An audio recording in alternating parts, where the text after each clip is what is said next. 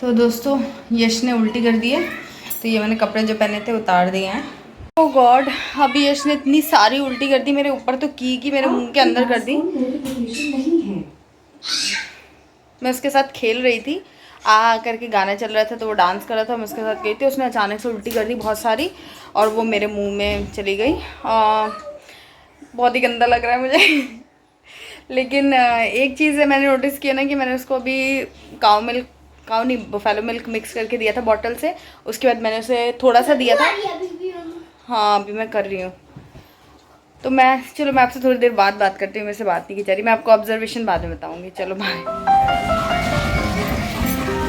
यशु यशु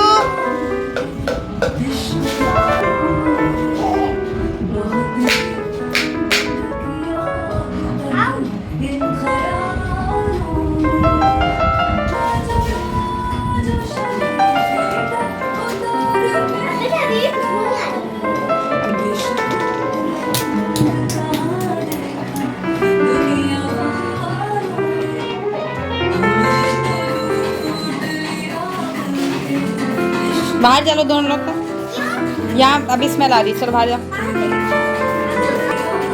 बाहर चलो।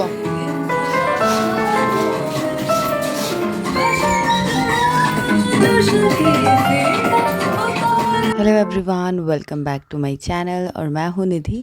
तो व्लॉग की शुरुआत में मैंने आपको बता दिया कि यश जो है उसने वॉमिट कर दी थी, काफ़ी सारी वॉमिट एक्चुअली कर दी थी, तो इसीलिए वो थोड़ा रूम जो है ना वो स्मेली सा हो रहा था, तो मैंने सोचा रूम फ्रेशनर वगैरह डाल देती हूँ। कपड़े वगैरह तो हमने चेंज कर लिए थे, बट मुझे भी मेरी बॉडी में से ना थोड़ा ओडर आ रहा था, तो फिर मैंने सोचा कि चलो कपड़े तो मैंने चेंज कर लिए हैं, सब पोंछ पाछ दिया, बट फिर भी थोड़ा बहुत स्मेल ऐसे आ रहा है, तो मैंने फिर यहाँ पर अपना जो परफ्यूम था वो थोड़ा सा लगा लिया था। यशु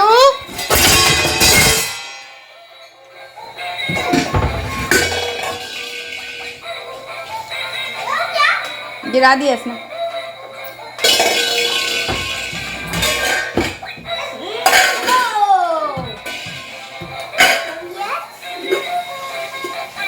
यशु क्या हो रही है?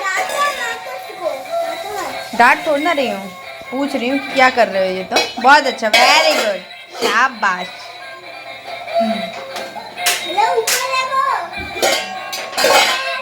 ये पहले ये बंद करो, ये जो चला रखा है पीछे गिर जाएगा वो।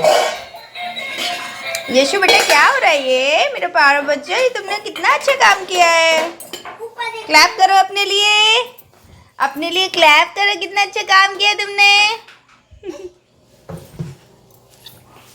तो ये क्लिप यश के मुंडन के 2 दिन बाद का क्लिप है, मेरे ख्याल से 12-13 तारीख का ये क्लिप है, रह गया था तो मेरे को आज मिला, तो मैंने इसी व्लॉग में डाल दिया है। बहुत बदमाशी करने लगा, ये तो मतलब 9 मंथ के पहले का है, अभी तो वो 9.5 मंथ का हो चुका है, तब तो आप समझ ही सकते हो कितनी ज़्यादा उसकी बदमाशियाँ हैं। एनीवेज चलिए अब डिनर में पराठे बनाने वाली हूँ। आज मैं 2 तरीके के पराठे बनाऊँगी, गोभी और आलू के। तो यहाँ गोभी ग्रेट कर लिया है और उसमें मैंने जीरा, नमक, मिर्ची, आमचूर पाउडर, थोड़ा सा अदरक भी घिस लिया और थोड़ी सी हींग, ये डाल करके मैं जो गोभी था उसको मैंने अच्छे से चॉपर में एक्चुअली बारीक चॉप कर लिया था और उसको कपड़े से निचोड़ करके थोड़ा उसका जो भी पानी एक्सेस था वो सब निकाल दिया है। और उसके बाद मैंने इसमें धनिया खूब सारा डाल दिया है और जो 1 चम्मच मैंने सूखा आटा जिससे हम पराठा रोटी बनाते हैं वही वाला 1 चम्मच मैंने डाल दिया। बेसन भी डाल सकते हो आप, जिससे कि जो भी एक्स्ट्रा मॉइस्चर अगर रहता है पराठा बनाते बनाते में भी तो वो ड्राई रहता है। वैसे मैं हमेशा ऐड नहीं करती हूँ, बट मैं एक ट्रिक के तौर पे ये आप लोगों के साथ में शेयर करूँ कि अगर आप गोभी के पराठे बनाते हो फटने लगते हैं तो आप ये 1 चम्मच उसमें सूखा आटा डाल सकते हो। उसके बाद एक तरफ मैंने आलू भी जो थे उनको मैश कर लिया है, उसमें नमक, मिर्ची, आमचूर पाउडर और ये हल्का सा धनिया जो है वो भी डाल दिया। हरी मिर्ची भी काट के डाल सकते हैं, बट क्योंकि बच्चे भी खाने वाले हैं तो मैंने उसमें हरी मिर्ची नहीं डाली है। बस इसको डाल करके अच्छे से मिक्स कर लूँगी। एकदम मैंने इसको थोड़ा रफली मैश किया है, थोड़े इसमें आलू के चंक्स भी हैं और थोड़ा मैश्ड भी है, तो इस तरीके से मैंने किया है और हम लोग को इस तरीके से पराठे खाना ज़्यादा पसंद है। और मैं एक साथ दोनों पराठे इसीलिए बना रही हूँ क्योंकि आरव जो है उसको आलू पराठे बहुत पसंद है और गोभी जाने वाली है, तो मैंने सोचा गोभी का भी पराठा कर लेती हूँ। थोड़ी बड़ी गोभी आ गई थी घर में, तो और 2 तरीके के वैरायटी के पराठे खाना तो मतलब मुझे बहुत ही अच्छा लगता है। और ये एक्चुअली मैंने अपनी मदर इन लॉ से सीखा था। जब मैं शादी करके आई थी ना, तो मम्मी ऐसे एक साथ 2 या 3 टाइप के पराठे बनाती थी। और तब पहले मुझे लगता था कि यार ये एक डिफ़िकल्ट टास्क हो सकता है, बट जब बनाने लगे तो मुझे लगा कि ज़्यादा मेहनत का काम नहीं है। बस आपको स्टफ़िंग तैयार करनी है जिसमें एक जैसी चीज़ें ही जाती हैं, वही धनिया, वही मसाले जाते हैं और आप एक साथ तैयारी कर सकते हो। बट खाते टाइम जब आपको वैरायटी मिलती है तो मज़ा बहुत आता है। तो उतना डिफ़िकल्ट नहीं है, देखने में ऐसा लगेगा कि अरे यार कितना सारा काम है ये, लेकिन जब करने जाओ तो समझ में आता है कि इतना ज़्यादा काम नहीं है जितना इसका मज़ा आने वाला है। तो आज बहुत दिनों बाद फिर से, मतलब पहले मैं ऐसे बनाया करती थी जब बच्चे नहीं थे कि मैं एक साथ 2 या 3 पराठे बनाया करती थी स्टफिंग के, बट जब से बच्चे हुए तो कम हो गया। आरव के साथ भी मैंने ऐसा नहीं है कि बनाया नहीं है, कई बार गेस्ट वगैरह आते हैं तो मुझे बहुत अच्छा लगता है कि मैं उनको पराठे बना के इस तरह से खिलाऊँ और उनको खाने में बड़ा मज़ा आता है। तो मैंने अक्सर ऐसा प्लान किया कि पराठे 2-3 तरीके के बनाएंगे और अपने फ्रेंड्स वगैरह को मैंने खिलाया हुआ है। तो आज खैर यश के होने के बाद आज ऐसा दिन है जब मैंने 2 पराठे एक साथ बनाए हैं। और पराठे में 2 चीज़ बहुत ज़रूरी होती है, एक तो स्टफिंग जो है उसमें बहुत ज़्यादा मॉइस्चर ना हो और आटा जो है उसमें बहुत ज़्यादा मॉइस्चर हो। मतलब आटा जितना नरम रहेगा पराठे आपके फटेंगे नहीं, और फटेंगे इन द सेंस कि ऐसे नहीं बनेंगे कि कहीं कहीं आटा आ रहा है और कहीं कहीं स्टफिंग आ रही है। पूरे में जो स्टफिंग है ना वो पूरे में अच्छे से स्प्रेड होती है अगर आपका आटा जो है वो नरम है। तो आप देख सकते हो कि मैं किस तरह से बना रही हूँ। और मेरे को ना पराठे, मेरे को या मेरे घर में ज़्यादा स्टफिंग कम आटा इस टाइप से पसंद है। तो इसमें क्या पराठे फूलते नहीं हैं क्योंकि अंदर पूरा स्टफिंग ज़्यादा रहता है और आटा कम रहता है। थोड़े मोटे और थोड़े बड़े पराठे खाना हम लोग पसंद करते हैं। क्वांटिटी हमारी फिर कम हो जाती है, उतना नहीं खाते हैं। तो आप देख सकते हो कि दोनों ही पराठों में जो स्टफिंग है ना वो पूरी चारों तरफ अच्छे से स्प्रेड हो चुकी है। तो उस तरीके से पराठे बड़े टेस्टी लगते हैं। और इस पर मैं देसी घी लगा करके सेक रही हूँ। ज़्यादातर देसी घी लगाती हूँ, उससे टेस्ट और ज़्यादा बढ़ जाता है। गरम गरम खाओ, मज़ा आ जाता है। तो इसको मैं सर्व करूँगी ग्रीन चटनी जो मैंने धनिया टमाटर वाली बनाई थी, देसी टमाटर डाल करके वो, और साथ में थोड़ा गाजर का हलवा बनाया हुआ था, पहले ही बनाया हुआ था, मतलब वो सर्व करूँगी।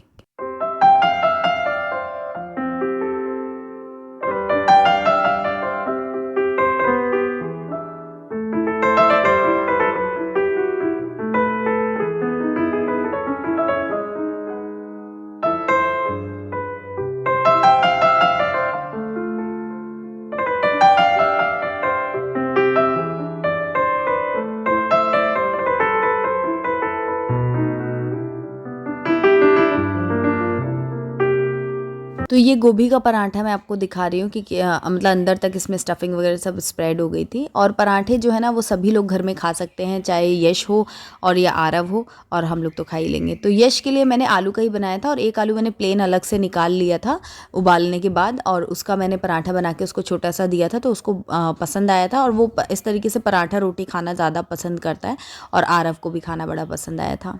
हाय गाइस, तो मैं व्लॉग बताने मैंने शुरू किया था, फिर उसके बाद मैंने पूरी डिटेल में कुछ बात ही नहीं की। तो अभी मुझे याद आया कि मैंने कुछ जो बात मैं कर रही थी अधूरी छोड़ी थी, मैंने सोचा था बाद में बात करूँगी बट वो कर नहीं पाई। और अभी मैंने सब वाइंड अप कर लिया है। किचन के दूसरा दिन हो चुका है बाय द वे। तो मैं पहले आपको बता देती हूँ, बहुत सारी नींद आ रही है मुझे एक्चुअली।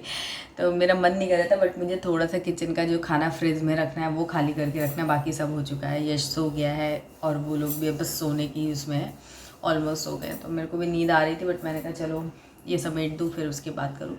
सो मैं एक्चुअली तब तक लेटी हुई थी, उसको फीड कराई थी यश को, सो रहा था वो। तो कमेंट्स पढ़ रही थी आप लोगों के, और कमेंट्स के कुछ रिप्लाई मैं यहाँ पर करूँगी। तो एक क्वेश्चन जो आया था, सबसे पहले तो मैं आपको बता दूँ जो मैं बात कल सुबह जो मैं बोल रही थी, एक्चुअली यश ने बहुत सारी वॉमिट कर दी थी कल, क्योंकि मैंने ऐसा नोटिस किया है अभी 1-2 बार से। जैसे मैंने उसको काव नहीं, बफेलो मिल्क जो है वो इंट्रोड्यूस किया है। तो अगर बफेलो मिल्क, मतलब ऐसे मैंने उसको पिलाया और थोड़ी देर बाद मैं अपना ब्रेस्ट मिल्क भी उसको पिला रही हूँ, तो पता नहीं मेरे को ऐसा लग रहा है कि कुछ रिएक्शन हो रहा है या कुछ हो रहा है। ऐसे सिचुएशन में वो वॉमिट कर दे रहा है जितना भी उसने पिया हुआ होता है। तो 2-3 बार मैंने ऐसा ऑब्जर्व कर लिया है देने के बाद से, कि जब मैं उसे एनिमल मिल्क, मतलब भैंस वाला जो दूध पिलाती हूँ उसके बाद, अगर मतलब 1-आध घंटे के गैप के बाद मैं ब्रेस्ट फीड दे रही हूँ तब तो कोई दिक्कत नहीं है। बट अगर थोड़ी ही देर में दे रही हूँ, विदिन एन आधा घंटा या 1 घंटे के अंदर, तो वो वॉमिट कर देता है पूरा, बहुत सारा, मतलब बहुत ही सारा। तो ये एक मैंने चीज़ नोटिस की है, वही उसका साथ हुआ। उसने क्या, थोड़ा सा मिल्क बचा था उसकी बॉटल में बफेलो वाला, वो मैंने उसको पिला दिया।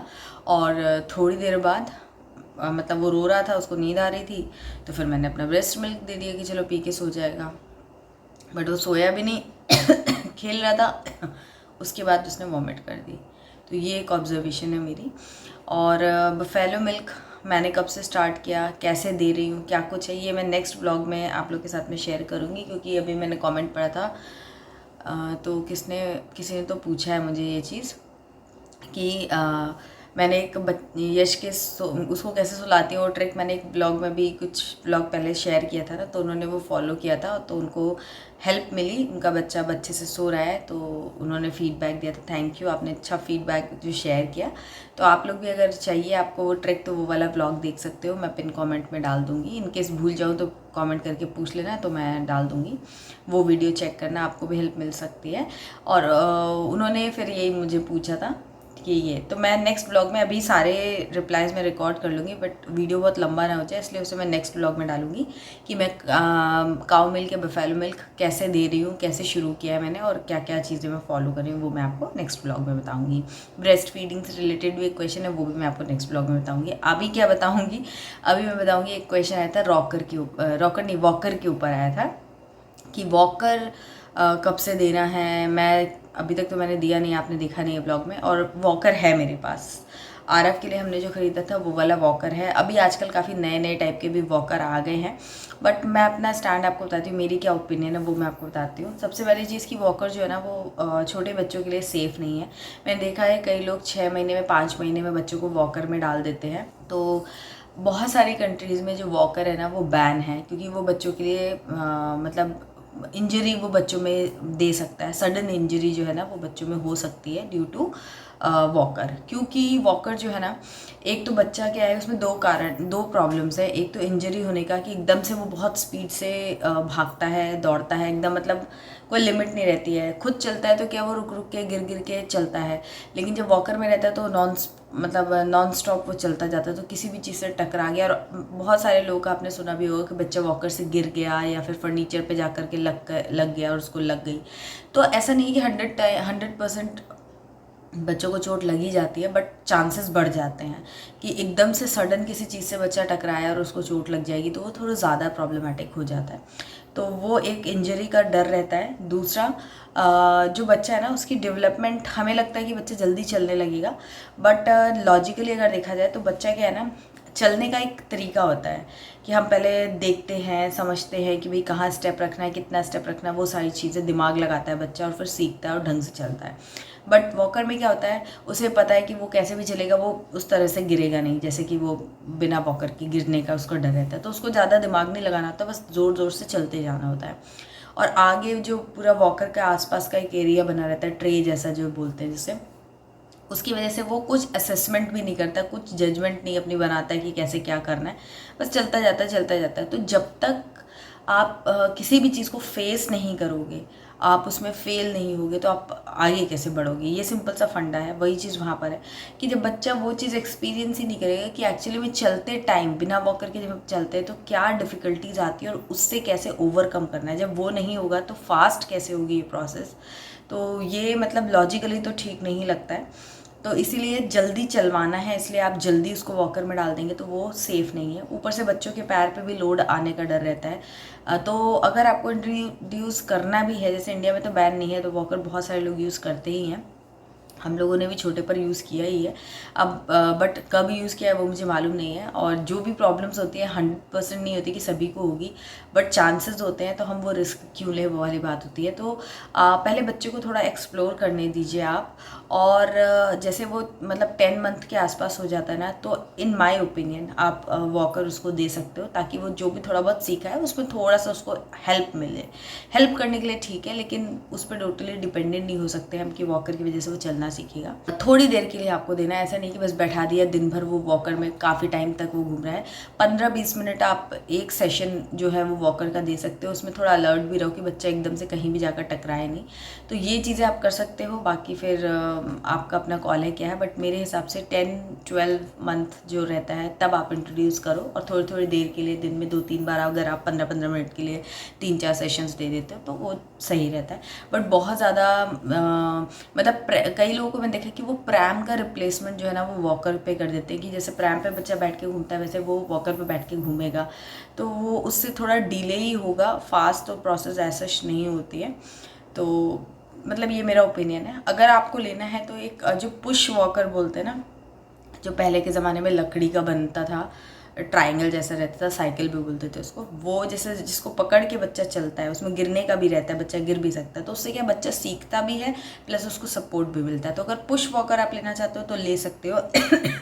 हाँ, तो पुश वॉकर आप ले सकते हो। आरव के केस का मैं बताऊँ तो आरव के लिए हमने आरव वॉकर पे तो बैठाया था, बट वो उससे नहीं प्रॉपरली चलना सीखा था। पुश वॉकर लकड़ी का जो आता था ना, एकदम कन्वेंशनली, जो हम लोगों ने भी बचपन में चलाया था, वो मुझे मेरे एक फ्रेंड ने अरेंज करके दिया। तो वो वैसा वाला तो अभी पता नहीं यहाँ पर मिलेगा कि नहीं, बट बनवा सकते हो। अगर आपके यहाँ कोई लकड़ी का काम करता है तो आप उनसे बनवा सकते हो। बाकी रेडीमेड में भी कुछ एक दो ऑप्शन है, मैं देखूंगी, लिंक दे दूंगी आपको डिस्क्रिप्शन में, तो आप वो लीजिए। वो एक्चुअली में इफेक्टिव रहता है। पुश वॉकर जो होता है ना, वो बच्चे को चलने के लिए इंस्पायर करता है, बच्चा उससे सीखता है और उसको हेल्प मिलती है। तो प्रॉपर वो जो सर्कल वाला प्लास्टिक का आता है ना, मतलब चेयर जैसा बना रहता है और उस पर वो गोला सा रिंग और ट्रे जैसा बना रहता है, वो सब रहता है, वो वाला उतना ज़्यादा सही नहीं है। और कनाडा और बहुत सारी ऐसी कंट्रीज़ में बैन भी है, तो कुछ सोच के ही होगा। तो मेरे पास वही वाला है। आरव के टाइम पे मैंने ले लिया था क्योंकि तब नया नया था, तो नया बेबी था, तो हमें लगता था ये भी ले लो वो भी ले लो, बट उतना ज़्यादा वो यूज़ नहीं हुआ था। मैं टू बी ऑनेस्ट आपको बताऊँ कि वो इतना ज़्यादा यूज़ नहीं हुआ था। अगेन वही है कि मतलब मैं थोड़ा ध्यान रखती थी, लेकिन मुझे शौक था तो मैंने बहुत सारी चीज़ें ले ली थी। तो ये मेरा ओपिनियन। तो अभी तो मैंने यश को नहीं बैठाया और अभी मेरे को लग रहा है कि वो खुद ही इतना कोशिश कर रहा है, तो वो ऐसे ही चल लेगा। अगर वो जैसे चलने लग जाएगा 70-80% वो खुद चलेगा, एकदम इंडिपेंडेंटली नहीं चल पा रहा है, तो हो सकता है सपोर्ट के लिए मैं उसे 10-11 मंथ में कुछ टाइम के लिए दूंगी, बट अभी नहीं दे रही हूँ मैं।